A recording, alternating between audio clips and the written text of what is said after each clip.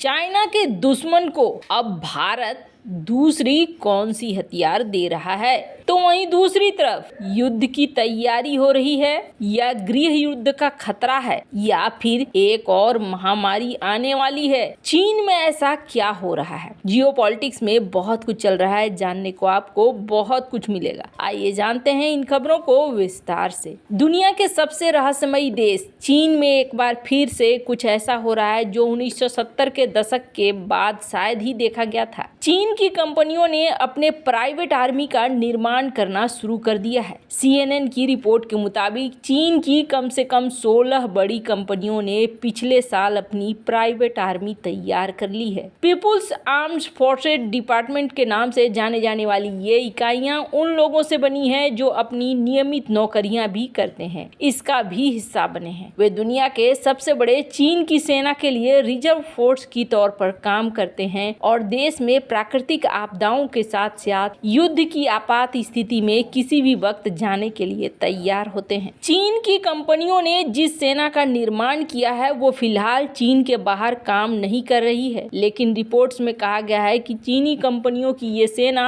America के national guard से मिलती जुलती है, जो निजी अर्धसैनिक संगठनों को संदर्भित करता है जो आमतौर पर दक्षिणपंथी राजनीति फोकस रखते हैं। विश्लेषकों का कहना है कि कॉरपोरेट ब्रिगेड की स्थापना विदेशों में संभावित संघर्ष के साथ साथ घरेलू स्तर पर सामाजिक अशांति के बारे में बीजिंग की बढ़ती चिंताओं को उजागर करती है। यानी चीनी कंपनियां मानती हैं कि देश में आंतरिक संघर्ष कभी भी भड़क सकता है। हालांकि चीनी कंपनियों ने जो सेना का निर्माण किया है इसका मतलब अभी किसी को समझ में नहीं आ रहा है, बल्कि अभी सिर्फ कयास ही लगाए जा रहे हैं। कुछ विश्लेषकों का कहना है कि प्राइवेट आर्मी के निर्माण के पीछे कंपनियों पर शी जिनपिंग का अपना कंट्रोल स्थापित करने का हिस्सा हो सकता है, या फिर चीन को अभी से कोविड जैसी किसी महामारी से निपटने के लिए एक व्यवस्था तैयार करना भी हो सकता है। एशिया सोसाइटी में चीनी राजनीति के फेलो नील थॉमस का कहना है कि कॉरपोरेट मिलिशिया की वापसी राष्ट्रीय सुरक्षा के साथ साथ आर्थिक विकास को बेहतर ढंग से एकीकृत करने की आवश्यकता पर शी जिनपिंग के बढ़ते फोकस को दिखलाती है, क्योंकि देश को धीमी वृद्धि और बढ़ती जियोपॉलिटिकल कंपटीशन के साथ अधिक कठिन भविष्य का सामना करना पड़ रहा है। उन्होंने कहा कि सैन्य नेतृत्व में कॉरपोरेट मिलिशिया कम्युनिस्ट पार्टी को उपभोक्ता विरोध और कर्मचारी हड़ताल जैसी सामाजिक अशांति के घटनाओं को अधिक प्रभावी ढंग से दबाने में मदद कर सकती है। चीन की अर्थव्यवस्था 2023 में 5.2% बढ़ी थी, जो बीजिंग की तरफ से निर्धारित किए गए आधिकारिक लक्ष्य से थोड़ा बेहतर है, लेकिन देश को असंख्य चुनौतियों का सामना करना पड़ रहा है, जिसमें रिकॉर्ड स्तर पर रियल एस्टेट सेक्टर में गिरावट, युवाओं में बढ़ती बेरोजगारी, डिफ्लेशन का दबाव, बढ़ती कॉरपोरेट चूक और स्थानीय सरकारों में बढ़ता वित्तीय तनाव शामिल है। जैसे जैसे चीन में निराशा बढ़ती जा रही है, विरोध प्रदर्शन फैलता जा रहा है। श्रमिकों के विरोध प्रदर्शनों पर नजर रखने वाली हांगकांग स्थित गैर लाभकारी संगठन चाइना लेबर बुलेटिन के आंकड़ों के अनुसार 2023 में श्रमिक हड़तालों और प्रदर्शनों की संख्या बढ़कर 1794 हो गई, जो 2022 से दुगनी से भी ज्यादा है। जबकि ठीक एक साल पहले दुनिया के ही सबसे बड़े एप्पल फोन बनाने वाली फैक्ट्री चीनी शहर झेंगजो में आईफोन फैक्ट्री में प्रदर्शनकारियों की पुलिस के साथ झड़प हो गई, क्योंकि महामारी के बाद श्रमिकों को वापस आकर्षित करने के लिए वेतन और लाभ बढ़ाने के वादे से मुकरने के बाद फॉक्सकॉन के खिलाफ लोगों का गुस्सा फूट पड़ा था। चीन में 1970 के दशक में कंपनियों ने प्राइवेट आर्मी यानी कि अपनी मिलिशिया रखा था और यह स्थानीय सरकार के साथ मिलकर काम करती थी, जिसका मकसद लोगों के किसी भी तरह के विद्रोह को दबाने से लेकर मजदूरों को कंट्रोल रखना होता था। ये वो दौर था जब चीन काफी अशांत स्थिति से गुजर रहा था। इनमें अधिकांश स्थानों पर ये इकाइयां आज भी मौजूद हैं, लेकिन इनका पैमाना काफी कम हो गया था, जबकि अब एक बार फिर से इसमें विस्तार शुरू हो गया है। अब जिन कंपनियों ने अपने प्राइवेट आर्मी की घोषणा की है, उनमें से ज्यादातर राज्य के स्वामित्व वाले एसओई हैं, जिनका सीधा कंट्रोल स्वामित्व केंद्र या फिर क्षेत्रीय सरकारों के पास है। लेकिन दिसंबर में दुनिया का 5वां सबसे बड़ा डेयरी उत्पादक इली ग्रुप, जो कि हाल के इतिहास में पहली प्रमुख प्राइवेट चीनी कंपनी बन गई है, जिसने अपनी people's armed forces department unit की स्थापना की है। इली चीन की सरकार द्वारा नियंत्रित नहीं है, लेकिन जिस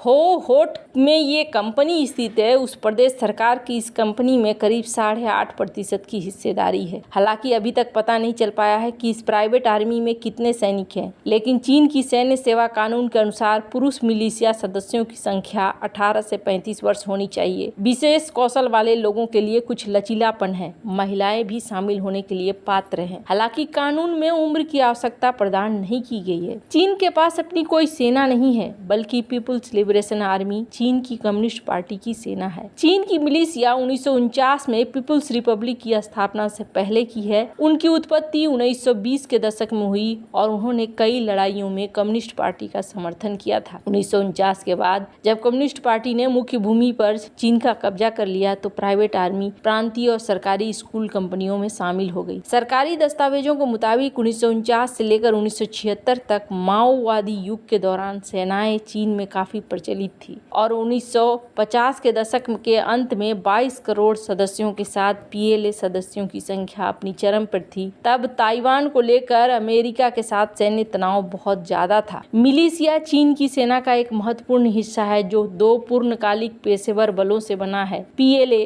और पीपुल्स आर्म्ड पुलिस, जिसे आंतरिक सुरक्षा का काम सौंपा गया है। देश के रक्षा कानून के अनुसार मिलिशिया पीएलए के लिए एक सहायक की भूमिका निभाते हैं। इस ब्रिगेड में बड़ी संख्या में नागरिकों को शामिल करके चीन के क्रांतिकारी नेता माओ जेडोंग ने कहा था कि वो अमेरिका जैसी शाही ताकतों के खतरे के खिलाफ देश की रक्षा को बढ़ा रहे हैं। लेकिन इतिहासकारों का कहना है कि माओ ने अपने निजी एजेंडे को बढ़ावा देने और अपनी शक्ति को मजबूत करने के लिए सेना का इस्तेमाल किया और लाखों लोगों को मरवा डाला जो उनके वैचारिक विरोधी थे। रेंट कॉर्पोरेशन के वरिष्ठ अंतर्राष्ट्रीय रक्षा शोधकर्ता टिमोथी हीथ के मुताबिक कॉर्पोरेट मिलिशिया का फिर से निर्माण संभवतः महामारी या रियल एस्टेट में हालिया संकट से प्रेरित है। उनका कहना है कि महामारी केंद्रीय नेताओं को समाज में पनपे असंतोष से प्रभावी तरीकों से निपटने का ही एक तरीका है। वहीं वर्षों से चली आ रही प्रॉपर्टी सेक्टर में मंदी ने व्यापक बंधक हड़ताल को जन्म दे दिया है। 2022 के बाद नकदी की कमी से जूझ रहे डेवलपर्स ने निर्माण कार्यों में काफी ज्यादा देरी शुरू कर दी है, जिनकी वजह से चीनी शहरों में नाराज घर खरीदारों ने अधूरे अपार्टमेंट के लिए मॉर्गेज का भुगतान करने से इनकार कर दिया है। रियल एस्टेट मंदी का असर वित्तीय क्षेत्र में फैल गया है, जिसकी वजह से कुछ प्रमुख शैडो बैंक अपने निवेश उत्पादों पर चूक कर रहे हैं, जिसके परिणाम स्वरूप पैसा खोने वाले लोगों ने प्रदर्शन करना शुरू कर दिया है। लिहाजा चीन में आंतरिक संघर्ष फैलने का खतरा काफी ज्यादा बढ़ गया है और शायद इसे कंट्रोल करने के लिए ही प्राइवेट आर्मी का निर्माण किया गया है। खैर,